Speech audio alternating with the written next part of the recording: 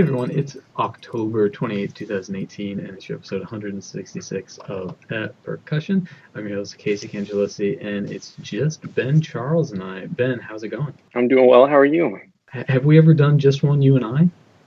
I don't think so. I think I've done just Megan and me, but I don't think it's been just you and me. But I'm a little concerned about you. I don't know why you're podcasting when you've got a thing next year in Stephenville to prepare for. Are you already plugging your day of percussion? I'm already plugging my day of percussion that Casey's going to be a guest artist for. I think it sounds like it's really strict. Sounds like your guest artists have to play note perfect. Yeah. Except nothing else. Yeah. Casey and I think are going to play Nagoya marimbas, which will be fun. That'll be fun, like we almost did that one time. Yeah, Nagoya marimbas, if you don't know, it's one of those pieces. It's probably the closest thing to a marimba duo classic we have. Of course, we don't really have any classics, but this would be close. And you always bump into somebody. Oh, which part do you play? Okay, let's play it. It's also a piece that really doesn't require almost any rehearsal. If both people can play their part, you just go and it works. It's kind of nice. Yeah, that's true. Yeah. Well, you guys, we have a really cool guest today, and it's good timing for this episode because he is just celebrating his victory. Huge congratulations on this Concert Artists Guild International Competition winner. He's the second percussionist in history, right, Ben, to win this? Second percussionist after our dear teacher, Svet, 15 years ago. Svet, 15 years ago. So, yeah, you guys, this is Dmitrii, also known as Dmitrii Nilov. How's it going? Everything's wonderful, guys. Thank you for having me. I actually have to share something that I would say that I'm the fourth percussionist in the world, because Ayana has also won that competition, and I think it was Nanaka who won it first just playing marimba. But we definitely can check our facts on their website. Well, I saw Manny Mamura has a marimba credit there, and I saw I just searched around looking for percussion. I saw them in ensembles. But you're probably right. There are other victors there that maybe aren't listed, I guess. It's definitely no. It's been only 4 of us, and it's definitely been 15 years since they have signed a percussionist. It is really exciting. Last year, I was fortunate to actually attend the finals, where Jisoo Jung advanced to, and unfortunately, she did not have a. They did not sign her that year, but she definitely played her heart out, and I witnessed that. Yeah. Yeah, and one thing about this competition that's so crazy to me is most competitions we think of, Trump competition or the Luxembourg marimba competition are percussionists pitted against percussionists, and I think we always feel we have a fair chance in those. But oftentimes, even at just university concerto competitions, it's hard for a percussionist to stand up to a pianist or a violinist. And I could be wrong, but I think when Svet actually won it. Again, I could be wrong, but I think he won it playing the Bach D minor chaconne on marimba, which for a marimba player to play that up next to a violinist is ballsy. So, Dmitrii, how did you feel about competing against non-percussionists in this competition? This is actually something I was looking forward to. I think if I had you guys on the juries in front of me during the finals, I'd be a little bit more worried. Right, but, I grew up in St. Petersburg. I grew up next to people who won classical music competitions playing violin at the age of 10. St. Petersburg is so... people call it the cultural capital of Russia. And I would agree. My school was right next to the Mariinsky Theater, and the school is actually that I went to at the age of 7, and I spent 11 years at. It's called the Special Music School of the St. Petersburg Conservatory. So for 11 years, I'd be taking mathematics and music theory and private lessons day by day, with my teachers, and the days were really long. I had to, write music dictations at the age of 9 or 8, I don't even remember, and a lot of ear training, and definitely, being a percussionist surrounded by all this true wonder childs, I guess. How do you call it in English, I wonder? Wunderkind. Is it still? Yeah. So I guess it comes with some sort of responsibility. Like, for instance, the repertoire that I started from was violin concerti on xylophone. Like, I can still play the last movement of Shostakovich's violin concerto on xylophone. I can play Saint-Saëns's Ronda Capricciosa, and I actually had a funny story about it. Maybe we'll have time, and I'll share. Just remind me, guys. Once I came for a concert in Berlin, and instead of a marimba, they rented a vibraphone, and I found out about it 3 hours before the concert. And I had to pull off a Ronda Capricciosa on the vibraphone instead of Rosario Marimba Concerto, stuff like that. So and did you pull it off? Yeah. I mean, I didn't have a choice. Yeah. And I can still play it. I guess I practiced it a lot. But coming back to your question, I feel inspired. I think that playing with such wonderful musicians surrounding you gives you much more inspiration in terms of the artistry. I would expect that. I have never done solo marimba competitions. I've done percussion competitions. I've won percussion competitions, but it was all actually before I came to the States. But I'd expect someone playing for, let's say, Trump percussion competition, which is coming up, right, to have much more responsibility in terms of the art of playing percussion as an instrumentalist, rather than the responsibility in terms of being an artist and being a musician. I guess that it's really debatable and subjective, and maybe I'm using it's a poor choice of words, because at the end of the day, we want everybody to play music and not think about how they double sound on the snare drum. But I'd say that it's actually something would have helped me to play my best.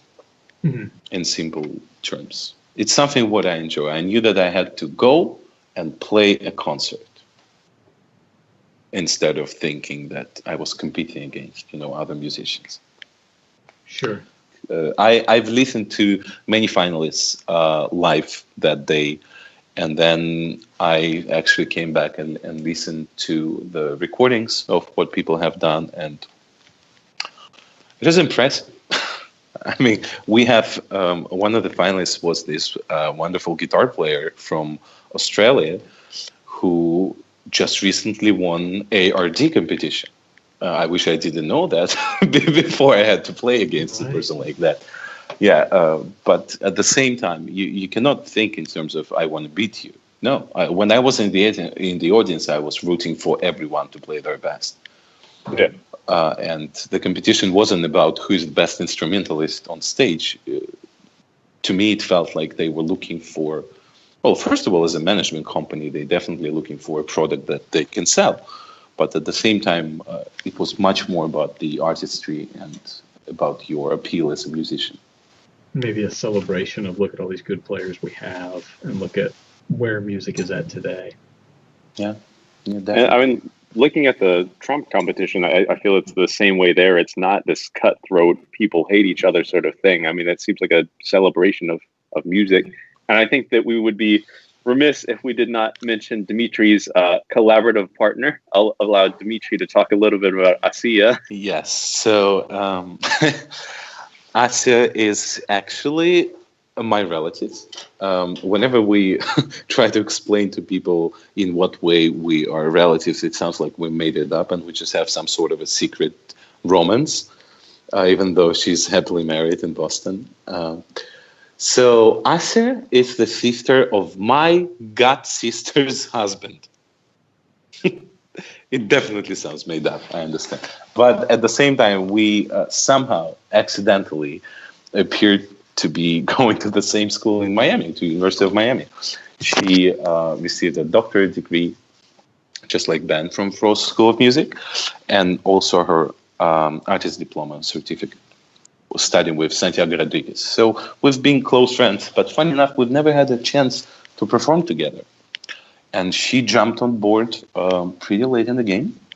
And definitely, she really has helped me. In some ways, I've already said this out loud at a different interview after the CAG finals, that when I was applying and thinking about what repertoire to play, I wanted to cheat in some way, and let's say show off my skills as a chamber music player.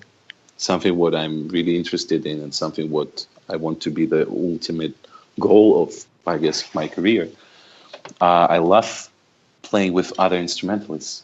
I enjoy the kind of collaborative spirit and the spontaneous things that happen on stage when we do this. So most of the program that I've played throughout the rounds, except for the very first one, was with a pianist, with her.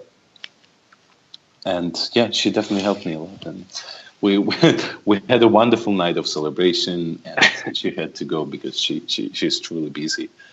She has. I was just going to say, if I could just interject and add, so people know the caliber of musician that we're talking about here. This girl, I mean, she plays solo piano recitals, 3 hours in length from memory, and not easy stuff. I saw her do one recital where she did, I think, all 24 as a 24 Liszt transcendental etudes or something like that. I mean, and she was in the Tchaikovsky competition, and I watched her play her, again, 3 hours of solo repertoire from memory and recital, and was just, I mean, spellbinding. I remember that concert was actually so long. There was an old man in the audience that got angry and upset that the concert was too long because he had to go to the bathroom in the middle of it. But I mean, this is a serious musician in her own right, and then, you know, to pair it with Dmitrii, I can easily see why things went well. Yes, I'm a great tutor. Once I've done it before, I had to record a videotape as the first round of one of the auditions, and I wanted to play a movement from History of Tango by Piazzolla. So I asked a friend of mine who happened to own a Guarneri that's worth $5 million to record with me for that tape. So yeah, I guess I'm good at choosing collaborative musicians.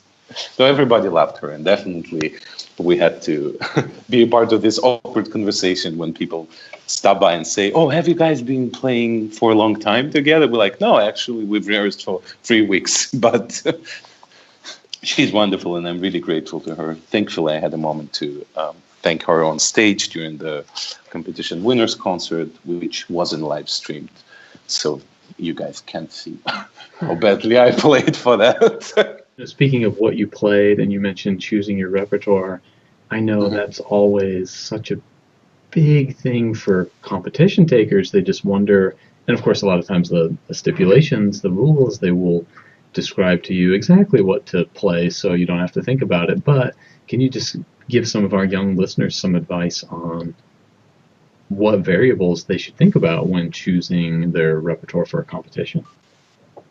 Absolutely. So I would, instead of maybe formulating a particular advice, or if I have to make a particular advice, I would say that we just have to find something what we're not just good at, but something what speaks the most, and something what projects our voice as a musician the best. So sometimes we have desires to play pieces that we appreciate, or maybe we have a strong connection to as a listener, and we end up learning them, and we still perform them with realization that maybe this is not the best version of that piece. So we like the piece more than the way we play it. I'll give you an example. Like, for instance, I would love to play I Ching, but I don't think if I can. It's an example of, there are some pieces that we have so much appreciation for, and we understand with our minds that it would probably be really impressive, but it wouldn't represent us as musicians.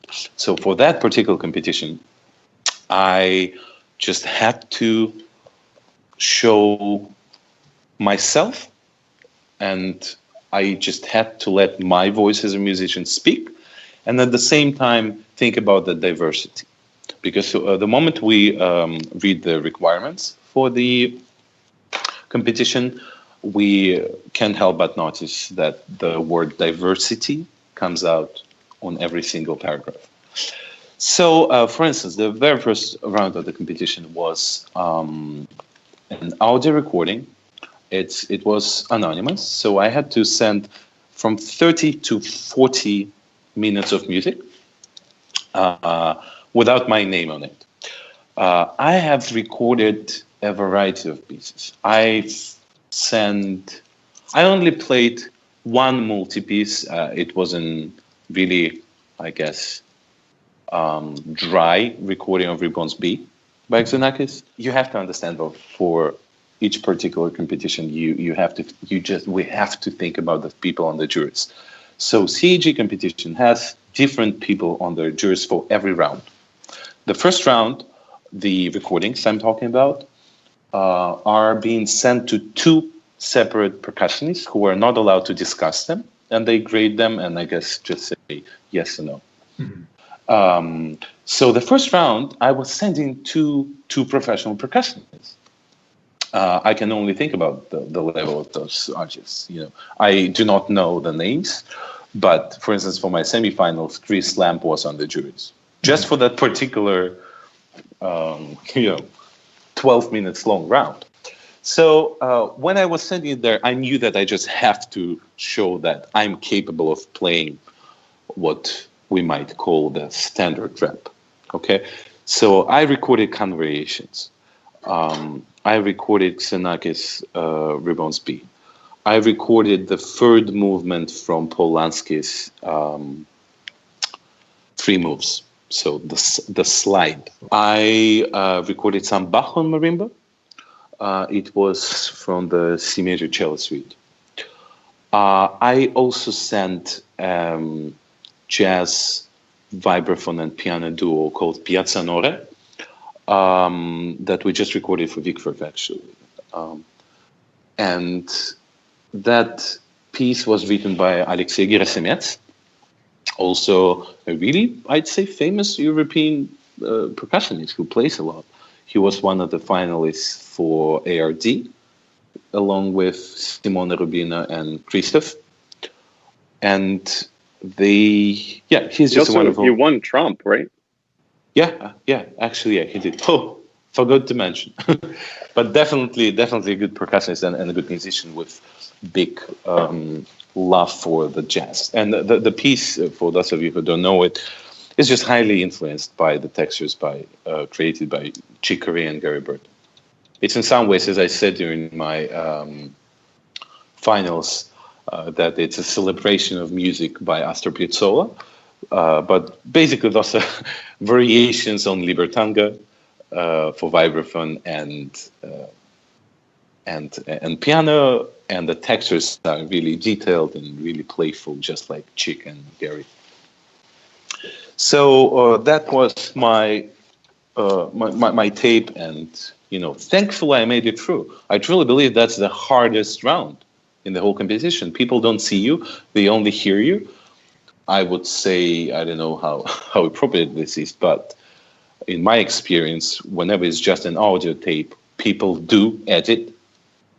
So when you decide whether or not you want to edit your tape for an anonymous audio audition, just think about 20 more people who already made the decision and they did edit it. I'm not talking about the sound, quality of the sound in particular, but maybe some cuts or anything. I was lucky enough to have many tapes that were just one take because I had enough time.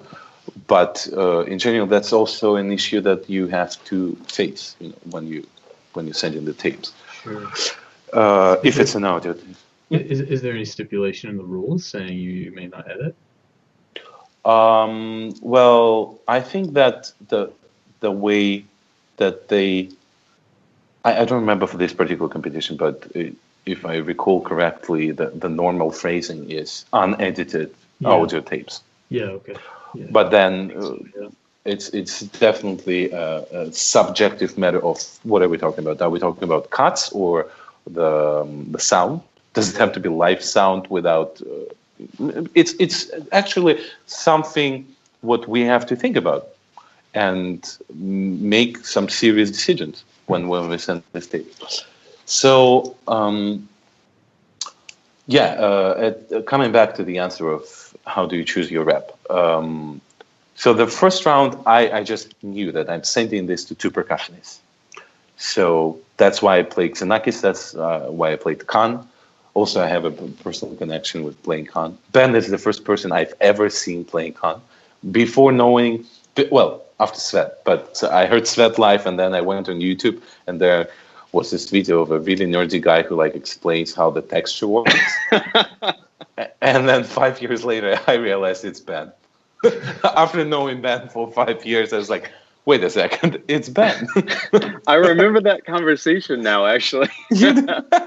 But Khan variations is definitely something what strongly speaks to my heart, to my ears.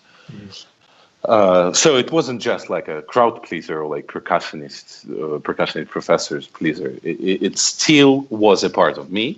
Just I understood that, for instance, I could not spend 9.5 minutes of my 17 or 20 minutes long finals program on playing Khan variations. So for my semifinals, it was something really interesting. We we only had 12 minutes to play, and you send them a 60 to 70 minutes long list of the repertoire that you want to play, and they choose what they want to hear. So for the percussionists this year, we were a little bit luckier because they said that, well, we understand that if you say that you're going to play 3 different multi-percussion pieces, it wouldn't be productive to set up all 3 of them and then hear one of them for 30 seconds. So they actually let us, I don't know how all the other competitors will feel right now, but they actually let us choose what we wanted to play. And then actually Chris Lab asked me to play something else.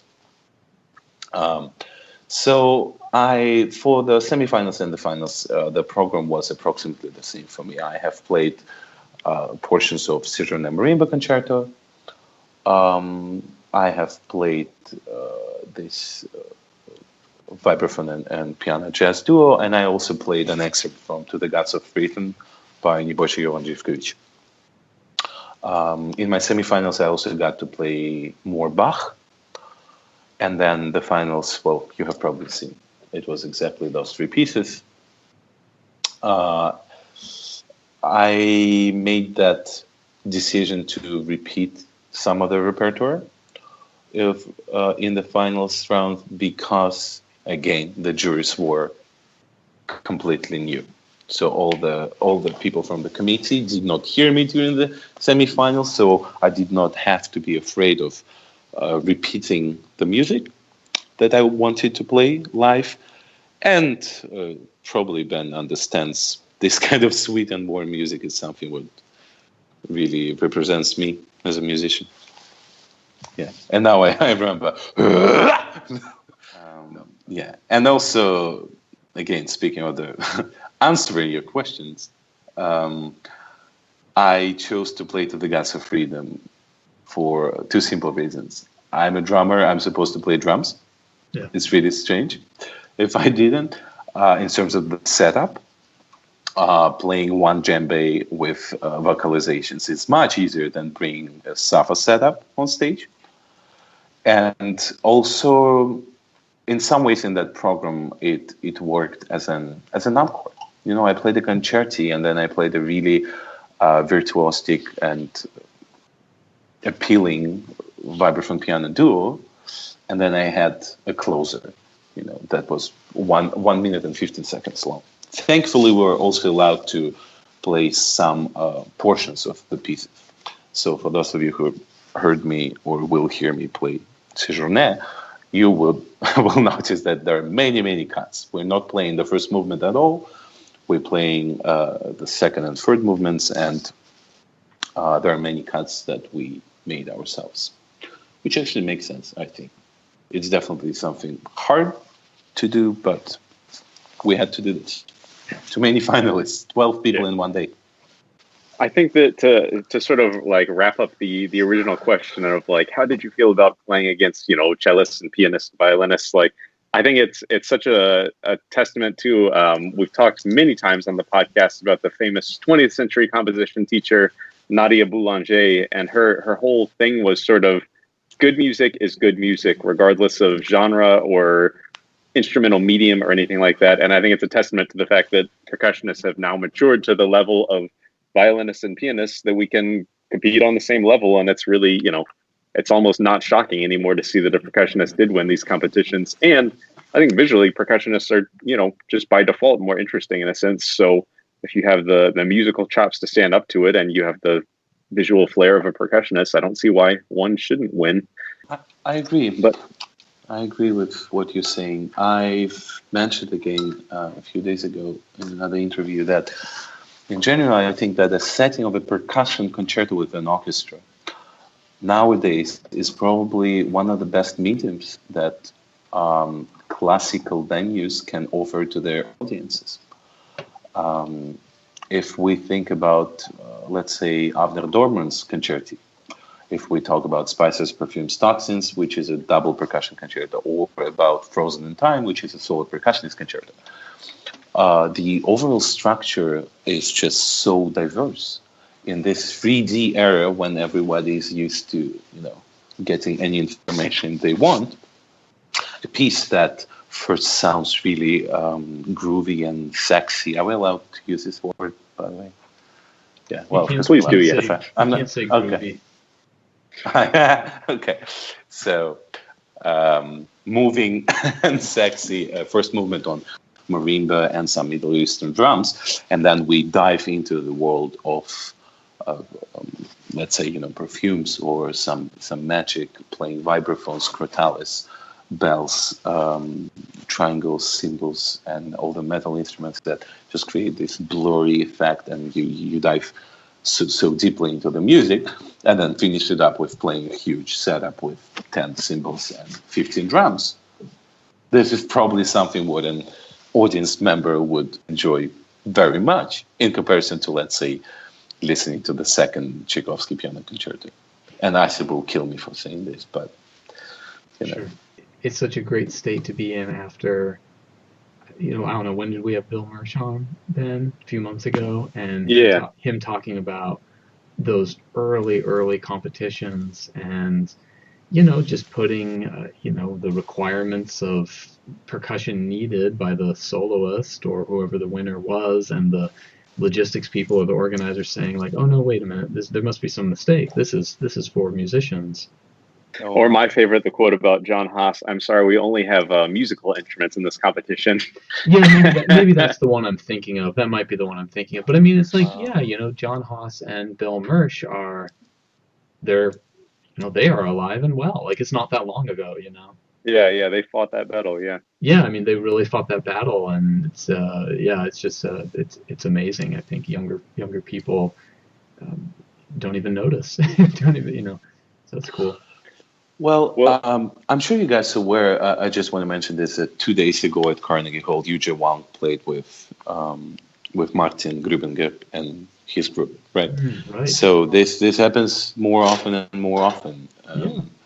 There were 280 tapes that were sent to CAG this year for the first round, and then there were 75 semifinalists with 27 pianists. And then it came up to 12 finalists, where it was percussionist, an accordion player from Portugal, a guitar player from Australia, 2 ensembles, and 7 more, violin, piano, piano, violin, violin, piano. And so they still kind of made a decision to sign a percussionist. And I'm not talking about, my achievement. I'm just talking about that it's so wonderful that it starts to be possible. Well, to move things in a completely different direction, we had a Facebook question from Svet Stoyanov, no way, teacher at Miami, and okay. I'm going to answer this question before Dmitrii's allowed to answer this question. Svet said, please share some thoughts about deciding and following your decision to study abroad. What were the important moments in the process? What was hard and what was easier? And before Dmitrii's allowed to talk about this, I want to tell two funny anecdotes, maybe three. I remember I was in a rehearsal with Svet, and Svet got an email, and Svet was so excited. He said, yes, this kid from Russia, finally, he's going to come here and study next year. He passed the TOEFL, which is the test of English as a foreign language. He passed the TOEFL with the minimum score possible to get into the University of Miami. I was one point above. Svet was so excited. And so Dmitrii came to the U.S. and I mean, he spoke English, but not well at all. And I just remember he had this beautiful, thick Russian accent at first. And we would ask him to say things because it just sounded so amazing in his voice. And one day I go, Dmitrii, can you say Mr. Bond, prepare to die? And he goes, Mr. Bond, prepare for to die. Prepare for to die. Yeah. And it was one of the most amazing moments in my entire life. I have actually used this quote many times since then. Whenever people need me to speak Russian, I'm like, well, prepare for to die, Mr. Bond. Yeah, well, could you repeat the formulation that Svet used on his question? Yeah, sure. So some thoughts about deciding and following your decision to study abroad. What were the important moments? What was hard and what was easier? Okay. So definitely I would like to give a few credits here. So I went for a festival in Poland in 2009 in July for a month. And it was a percussion festival, percussion like summer camp, I would call it. But we had everything. We had David Friedman playing with a saxophone player. We had a marching guy from the States. We had Linda Maxey. We had so many wonderful Polish musicians teaching us. And it was the first time when I met people who, go to party and then practice at 8 in the morning. The first particular person was Tomasz Arnold, who once went out, and I guess I showed up like at noon at the practice rooms, and he said that he's been there already for 4 hours. I don't know if he lied, but I believed him. So it was the very first time I was introduced to the International Percussion Society, I'd say, and it was a place where I met Maria Klebus, our friend who we went to school with.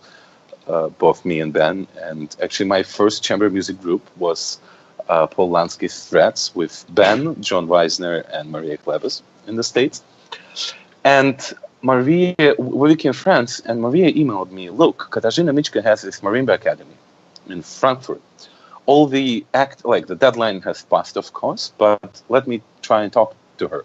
So because of Maria, Katarzyna let me come as an active participant. And at the same time, Bob, Professor Robert Van Sys, had to substitute himself with Svet for that academy. So actually, the 4 teachers for that Frankfurt Katarzyna Mićka International Marimba Academy were Katarzyna Mićka, Rainer Römer from Germany, Eric Samu, and Svet Stoyanov. And this was definitely a life-changing experience. I actually feel horrible because Kashka's birthday was yesterday, and I still have not messaged her. I will, because I really want to make sure that I thank her. So the academy is just wonderful. It's a place with 40 marimbas in one building. We played a lot of chamber music. Throughout the academy, we had 3 lessons with everyone, and every night we had some sort of concert. This could be a chamber music concert. This could be one of the faculty members' recital. We ourselves played a few chamber music concerts. We went for an ensemble modern rehearsal with Steve Reich, rehearsing music for 18. So I have never seen anything like that. And at the same time, I have never met anyone like that. And we clicked from the first lesson that we had in 2009, and I knew that I really wanted to study with him. It didn't matter to me where he taught, but then he mentioned that he teaches in Miami, and for a guy from Russia, it sounded like, oh, I think my life is really changing.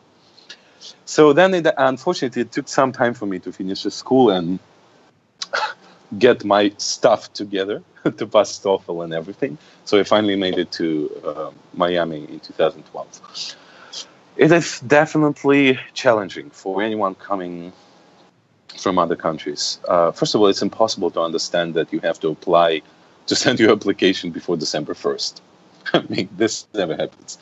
In Russia, when you finish school in May or in June, actually, you apply for a conservatory somewhere in June, and then you audition somewhere in July, and then you start studying on September 1st.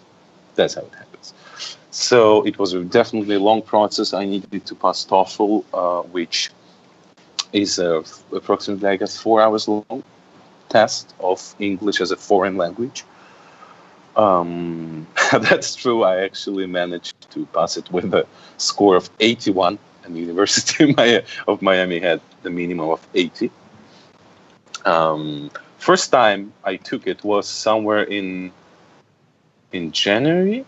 I think the deadline was somewhere in February. So I took the TOEFL somewhere in January. I got 65.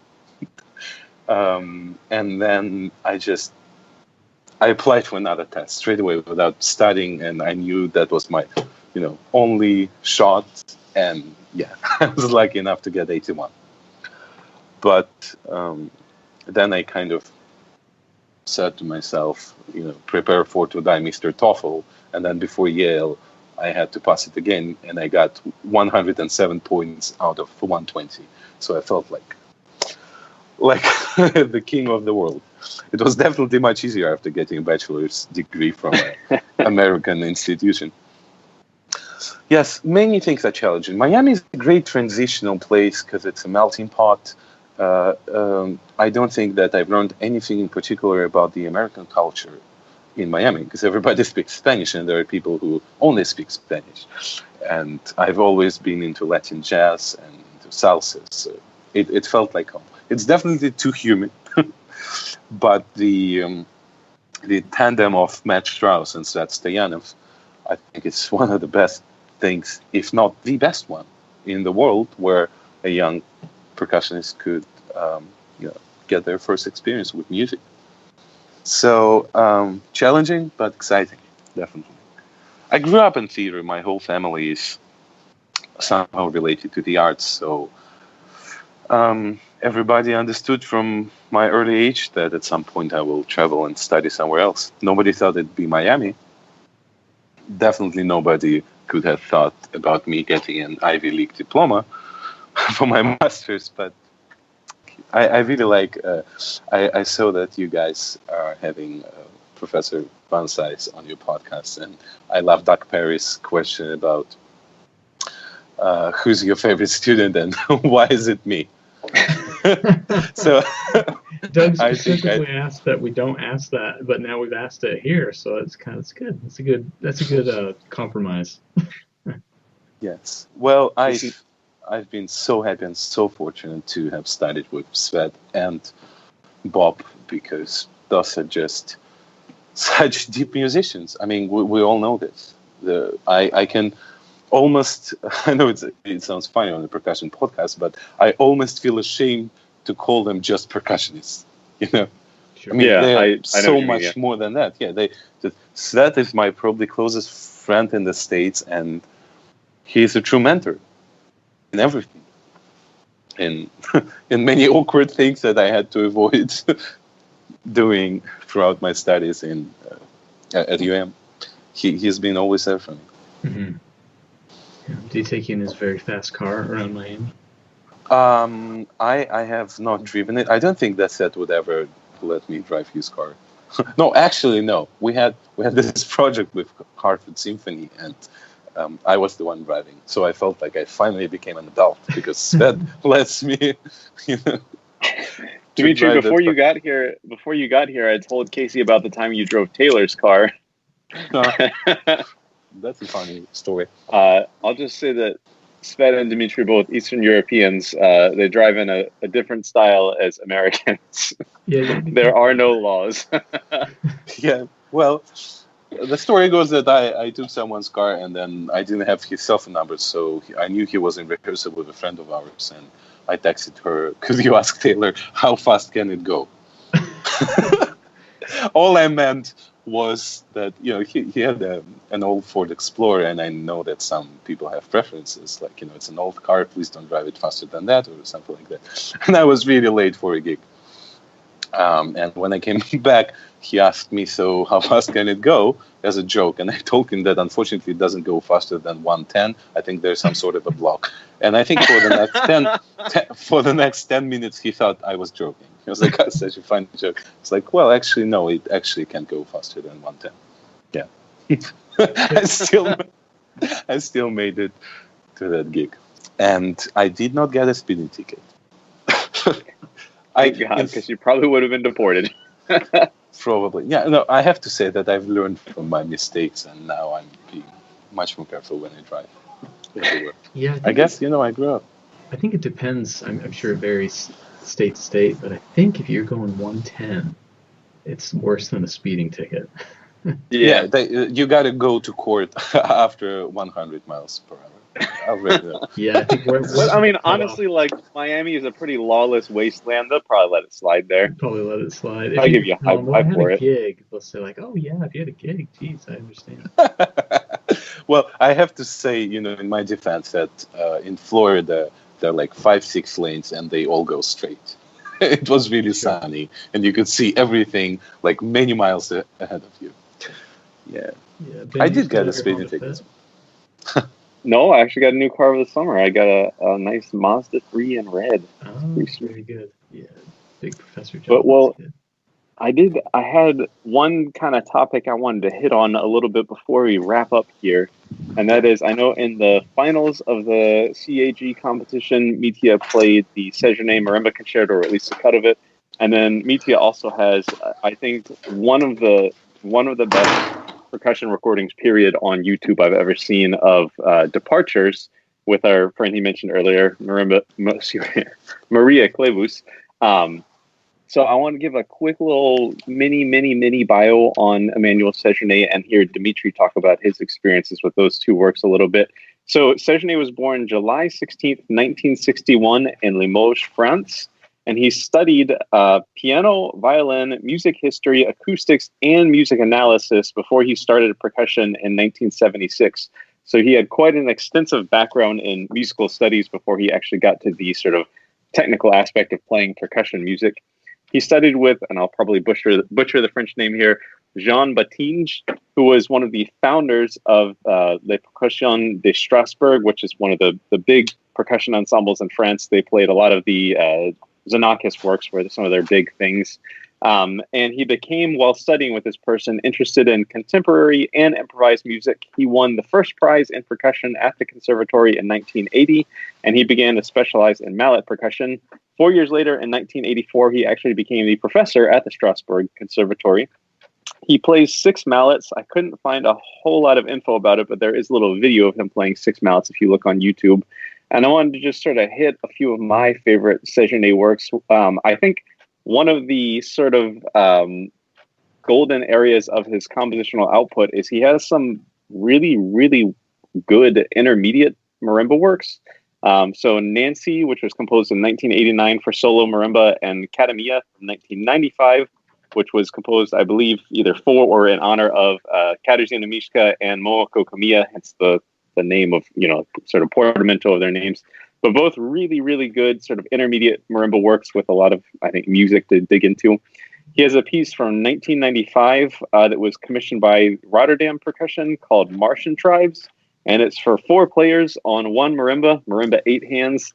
And it's sort of like, along the lines of Stubernick or After Stuba, those sort of multiple people on one instrument. And it's just goofy and super fun. I recall seeing a video of, I think Martian Tribes is actually a movement of a larger work.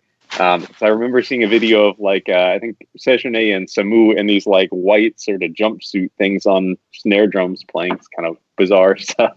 Goofy, and then, of course, Departures from 2005, which, like I said, Mitya just has this amazing video of with Maria Klebus. So, Mitya, while we have just a couple minutes left here, could you tell us about your experiences with the Sejourne works?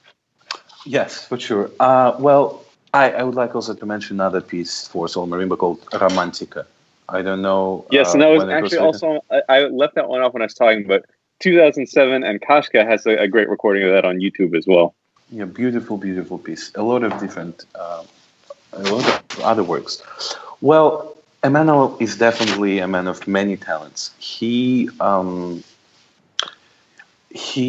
a part of the trio with Robert Van Cise called Allures, where they played many contemporary works without any particular influence of jazz music, which we could hear from the works that you've mentioned, and Departures and his vibraphone concerto and his marimba concerto. He's been collaborating with Bogdan Bacanu. They actually, I'm not sure they have the rights, like exclusive rights to perform that concerto. That's, let me remember how it's called. The Concerto for Full Marimbas that he wrote for the Wave Quartet a few years ago. He's definitely a passionate musician and a performer. He's one of these examples of being a great teacher, being a wonderful composer, and a really appealing performer.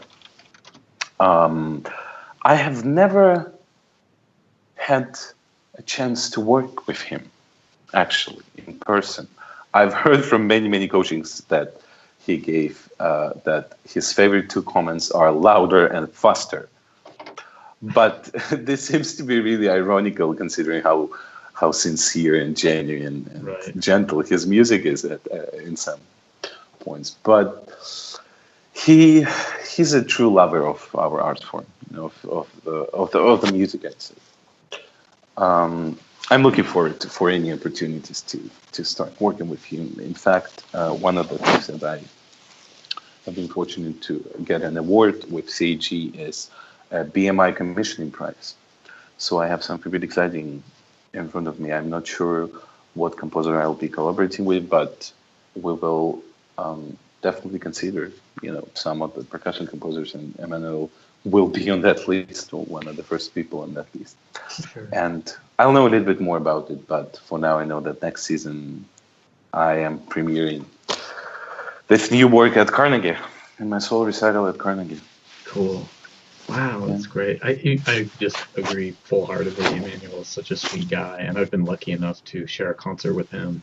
And oh man, that was a concert where you look at who you're playing with and you just kind of go, wait, what the hell am I doing on this concert? But it was Michael Burritt, Emmanuel Sejourne, Momoko Kamiya, Jean Chaffois, and I'm just thinking like, oh my gosh, how am I here right now? But yeah, and then God, we both were on jury panels at at one of the Italy PAS. I think he was on marimba that year. I was on snare drum that year, and yeah, I mean, just such a special guy. I mean, just so many things he says, just little things in passing at the dinner table or whatever in between sessions that you just really stick with you. And yeah, I couldn't agree more. He's just like a great lover of our craft and really good at our craft. And yeah, just what an asset it is to know the guy. So anyway, hey, well, man, Mitya, just huge congratulations on this competition. And it seems like it's just great to celebrate you this hour. And yeah, thanks for joining us. Thanks, Ben. Thank you, and good luck with your podcast, guys. And Casey, I'm looking forward. I've never played a piece written by you. I really respect you as a composer, and I'm excited now when I'll be able to choose my rep. Oh, thanks. Right, with my desires. Now that I've shared a concert with Emmanuel, you're like, oh, maybe there's something. Maybe there's something to this guy. No, that's great. No, this is not true. When I was a student in Miami, you came to do a clinic with us. So we met, and oh, is that right? In many ways, yeah. You so I can. Your name is definitely not my bio. Don't worry. I'm showing off by mentioning your name on my bio. Oh, that's cool. Wow, well, thanks so much. That's really nice. Well, hey Ben, great snag. It's good to do one just with you. Yeah, of course. Yeah, cool. Okay, hey, well, Mitya, thank you so much, and we'll catch you guys next time. Okay. All right, bye everybody. See ya. Bye.